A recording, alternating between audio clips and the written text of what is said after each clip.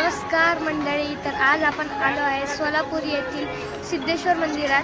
तर माझ्या आजोळ आहे ते सोलापूर. तर इथे आपण आलेलो आहे. तुम्ही मंदिर बघा, खूप गर्दी असते इथं. आणि जसं की श्रावण चाललंय इथं खूप. तर आता आपण जाऊया मंदिरात. मंदिर पाय धुण्याची निघले टिकून बघूया. पूर्ण तलाव मंदिराच्या आसपास आहे, बघू शकता. त्यानंतर श्रावण आहे, खूप गर्दी असणार जसं की मला आधी सांगितलं होतं. पुढे बघूया आपण काय काय. सुरुवात इथनं होतीये महादेवाच्या पिंडीपासून, बघू शकता.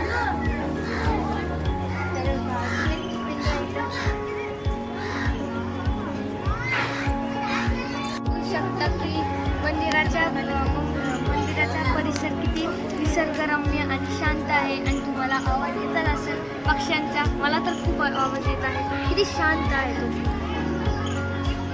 तुम्ही पाहू शकता. इथं अमृतलिंग मंदिर नावाचं एक छोटंसं मंदिर आहे. आपण तिथे जाऊया. तर हे आपण पाहू शकता की हे पूर्ण मंदिर तलावात आहे. आणि आपण नक्कीच ह्या मंदिराला भेट द्या. बघू शकता किती इथं तलाव आहे.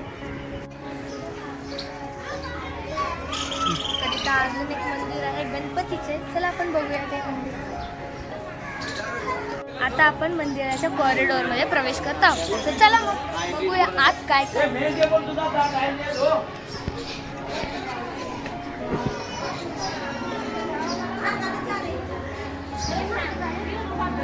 बघू शकता आपण किती भव्य परिसर आपल्या आसपास आहे. खूप मजा येणार तुम्हाला इथं येऊन. तुम्ही एकदा नक्की भेट द्या. आणि जर व्हिडिओला आवडला असेल तर लाईक शेअर सबस्क्राईब करून. त्यानंतर आपण आपल्यासमोर मोठं मंदिर दिसतंय, पण त्याच्या आधी आपण इकडे पण बघूया काय काय बघायला भेटतं. चला तर आता अष्टगंध लावून घेऊया. माझ्या पाठी बघू शकता समाधी. ही समाधी श्री शिवयोगी श्री सिद्धरामेश्वरांची ही समाधी आहे. ते असं मानलं जातं की त्यांनी जिवंतपणे समाधी घेतली होती. तर चला आपण पुढे बघूया की समाधी पहिले तुम्ही बघू शकता.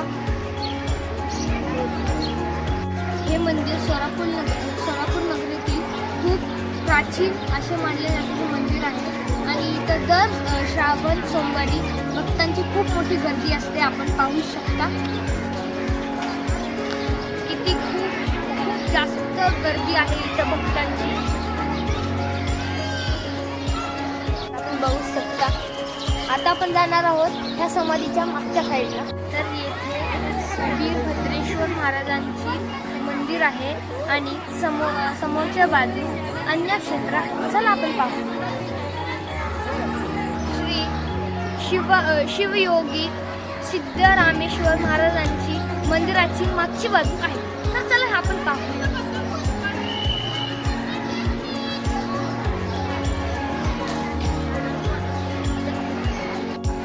तर मंदिरात प्रवेश केल्यास प्रथम डाव्या बाजूस दक्षिणमुखी हनुमानाचे मंदिर आहे. तर चला आपण पाहूया ते.